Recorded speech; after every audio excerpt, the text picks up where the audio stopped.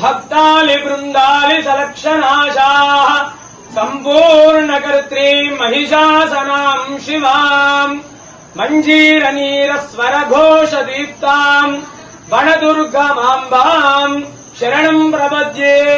ఏడుపాయల వనదుర్గా భవాని దేవస్థానం అమ్మలగన్న అమ్మ ముగ్గురమ్మలకు మూలమైనటువంటి వనదుర్గా భవాని అమ్మవారు తెలంగాణ రాష్ట్రంలోనే ఎంతో ప్రసిద్ధమైనటువంటి క్షేత్రము ఏడుపాయల దుర్గా భవాని అమ్మవారు.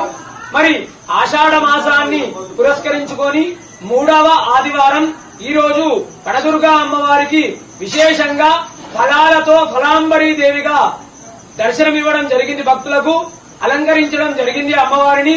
అదేవిధంగా ఉదయాన్నే అమ్మవారికి విశేషమైనటువంటి అభిషేకము, సహస్రనామ కుంకుమార్చన, వివిధ ఫలాలతో విశేషంగా ఫలాంబరీ దేవిగా అలంకరించడం జరిగింది. ఉదయం నుండే కూడా భక్తుల రద్దీ అధికంగా ఉంది. మంజీరా నదీపాయలో స్నానాలు ఆచరించి భక్తులు అమ్మవారికి మొక్కుబడులు చెల్లించుకుంటున్నారు.